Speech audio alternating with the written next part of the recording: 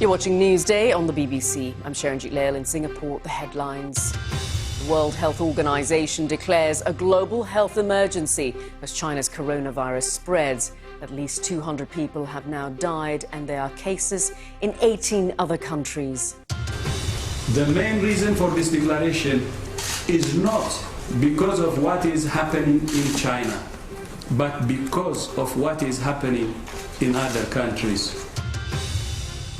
The race is now on to develop a vaccine before the virus takes hold. We'll be in a laboratory in San Diego, which is spearheading the research. Live from our studios in Singapore and London. This is BBC World News. It's Newsday.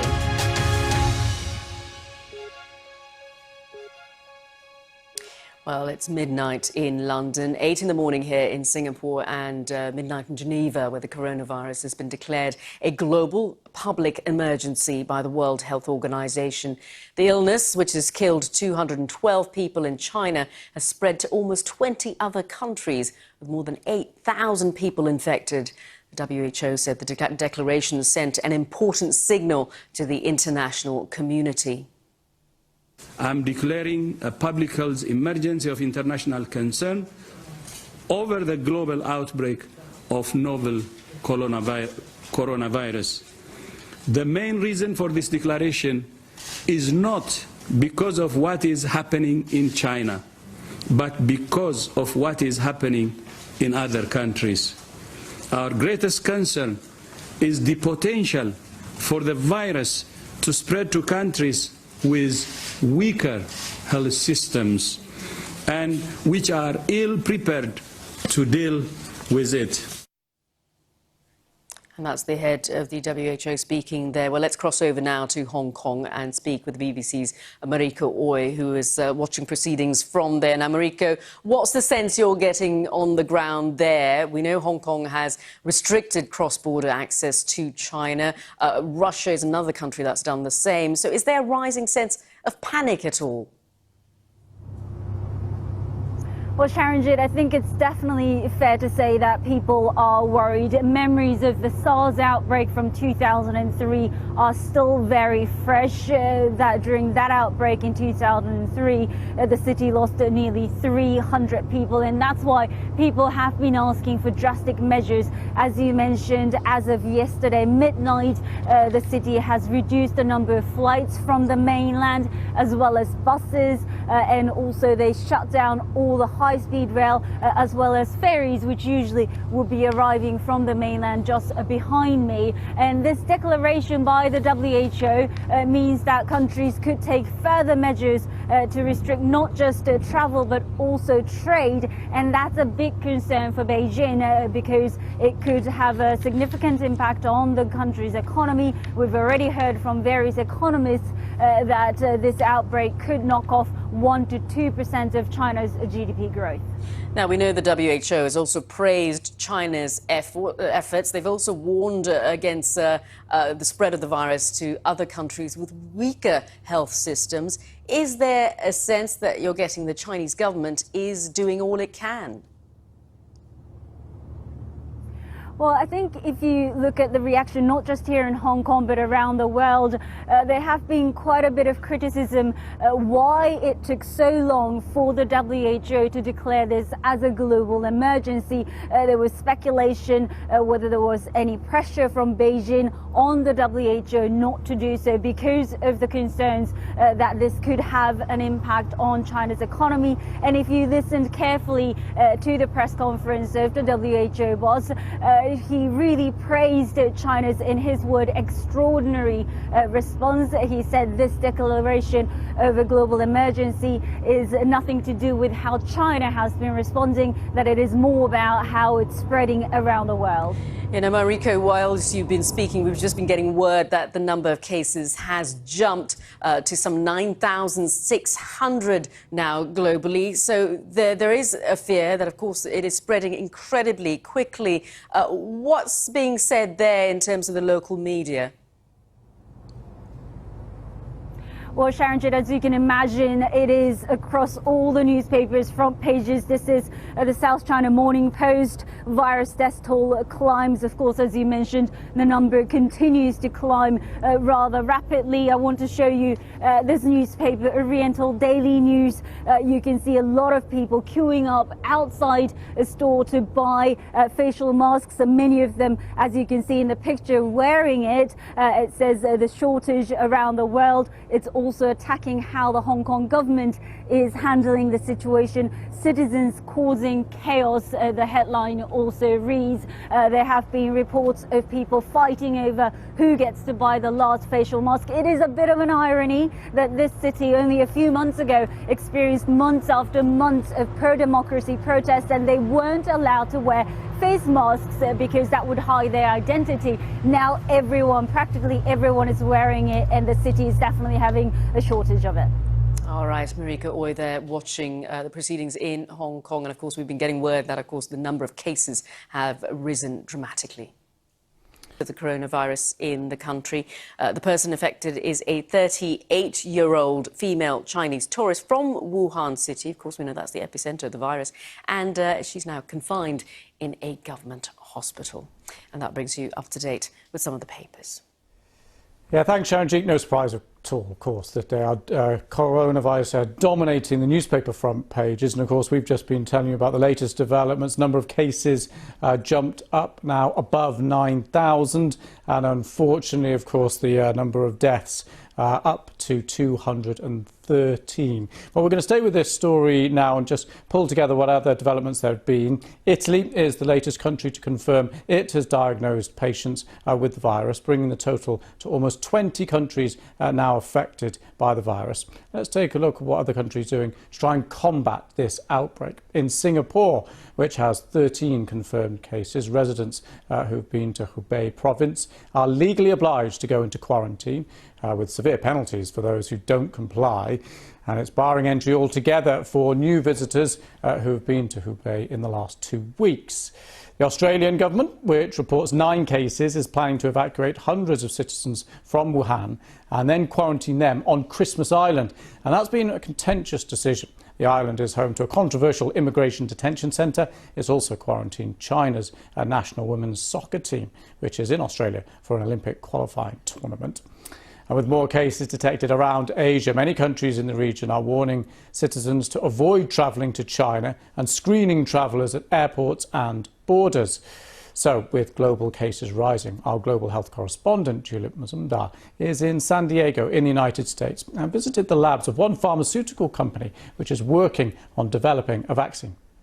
I'm at Inovio's main labs, and actually this is one of the labs which is working on developing a vaccine for this new coronavirus. The scientists you can see behind me, they've been working day and night really since the outbreak began, and this is one of a number of international research facilities that are desperately racing to find a potential vaccine that could help people in this outbreak in China. Well, joining me to tell me a little bit more about this is Dr. Jackie Shea. She is Chief Operating Officer here at Inovio. Now, you managed to come up with a design, at least, for a vaccine very quickly, within, what, a day or two of the outbreak being announced. How did you manage to do that? That's right, and that's really down to the really rapid response nature of our platform. So first of all, it was incredibly helpful that the Chinese scientists put the sequence out online as quickly as they did. And then we were able to take that sequence and put it through our algorithms on the computer and design a new construct really within a matter of hours. And then the next day we had it being synthesized, being generated. And this is the genetic code that the Chinese government put up, and you're using what's called a DNA platform to come up with this vaccine. You're planning to work with a Chinese biotech company, I believe, to get this vaccine into human trials in the next few months, by the summer? That's right. So we're going to be working with Professor Bin Wang of Fudan University, and we hope to be able to start trials both in the US and also in China in the early summer. How concerned are you by what you've been seeing unfold over the last few weeks in China and now in more than 15 countries, I think it is, around the world? As a scientist, I'm very concerned, and I think the WHO decision today has also underlined the gravity of the situation and the need for all of us to work extremely quickly. And the World Health Organization has declared an international public health emergency. And one of the things that the WHO said was there needed to be a priority now on finding a vaccine and also cures for this virus quickly. Will that change how you're doing anything here? Do you think you'll be able to do it any quicker? Well, we're working as quickly as we can. We're going to continue to work as quickly as we can. But hopefully it will help smooth the path, it will help coordination, and hopefully it will also make more funding and resources available to accelerate the research. Do you think you can get a vaccine out in time for this outbreak? Well, we're very confident based on the work that we've been doing for a MERS vaccine, which is a related coronavirus, that we can generate a vaccine rapidly that should hopefully be safe and efficacious. And it really depends on what happens with this epidemic. It's still very rapidly evolving. Okay, Dr. Shea, thank you very much. Well, the World Health Organization did announce that international public health emergency earlier today. That was mainly because they are worried about the international spread and particularly what will happen if this virus gets into more developing countries with weaker health systems.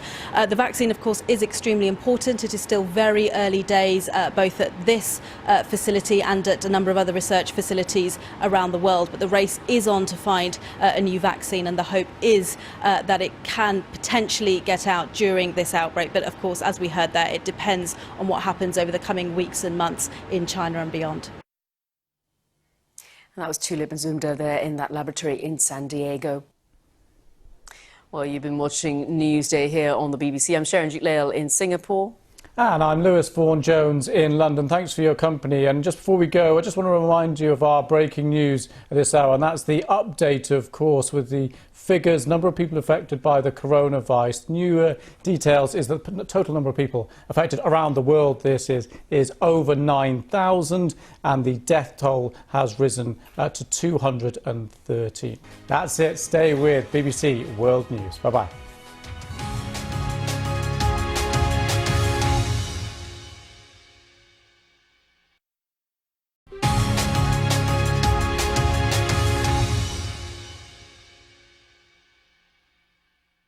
As always, plenty more on the website bbc.co.uk/news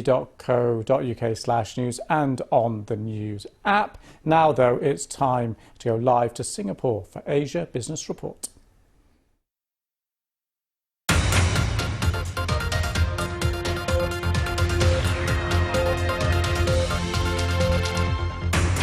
The coronavirus is declared a global health emergency as China struggles to contain the outbreak. So could the economic impact be worse than SARS? And the Brexit countdown comes to an end, but questions remain about where next for the UK's global trading relationship. We'll take a look.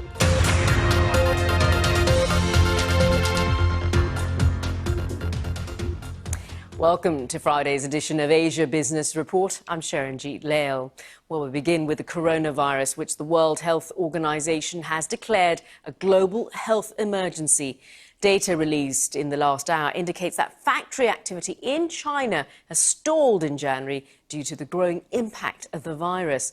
The country's Purchasing Managers Index, or PMI, fell to 50 in January, effectively meaning that there was zero growth in factory output, reducing China's GDP growth as well in the first quarter of the year by more than 2%. That was a forecast by Nomura Bank versus their original forecast of 6%. Of course, this is also showing that it is having an economic impact on China on a larger scale. Well, our reporter Marika Ooi is in Hong Kong with the very latest. Now, Marika, obviously there's new data from China indicating that the virus is already beginning to have an impact. Indeed, Sharanjeet, as you mentioned, manufacturing activity in China in the month of January practically pretty much flat. It's not a contraction, but it's pretty much flat, which is not good news. As you said, we've heard from various economists warning that this coronavirus outbreak could knock off 1 to 2% of China's GDP growth. And now that the WHO has declared this as a global emergency, there are concerns that there could be even bigger impact on China's economy. Now, we know that the impact is just not on China. Obviously, that is where the situation is particularly bad. But 18 other countries have been impacted too. So what might the economic effect be globally? Well, of course, we all know how interlinked each economy is, especially here in Asia, and a lot of them have strong ties with China when it comes to trade. So even a slowdown of 1 or 2% in China's economy would have a knock-on effect here in Asia. And also the tourism industry is expected to be hit. We know that a lot of Chinese tourists who were planning to travel this and next month, they are cancelling their trips, and the Asia's tourism industry has become somewhat almost too dependent on those Chinese tourists, so there is an expected hit there. And especially here in Hong Kong, we saw months after months of pro-democracy protests which affected the city's economy already. It's already in a recession, in a technical recession, and if this outbreak continues, there could be even further impact on Hong Kong's not just tourism but other sectors. That's right. I mean, you mentioned tourism and those other sectors, Mariko, but obviously some businesses are seeing a spike, particularly manufacturers of surgical masks. Yes, we did see shares in those companies surge shortly after the outbreak of the virus. In the meantime, we saw shares in airlines particularly hit hard because of the exact reason of those Chinese travelers cancelling their trips, and investors forecasting a further downturn in the tourism industry. And as I said, the industry has become almost too reliant on those Chinese tourists and their spending power. I was reading in Japan alone, almost 500,000 Chinese tourists had to cancel their trips. Of course, if you ask locals there or here in Hong Kong, people would say that the most important thing is to stop the spread of this virus, no matter what the economic cost might be, but there will be a longer term impact that we will see. All right, Mariko Oyo watching all of those proceedings there in Hong Kong for us. Now, Tata Motors, the parent company of Jaguar Land Rover, has reported better than expected quarterly earnings, but warned that profits of JLR could fall because of the Chinese coronavirus and its impact on production in the country. Well, our India business reporter Nikhil Inamda joins me now from Mumbai with the details. Now, Nikhil, exactly what did Jaguar Land Rover say?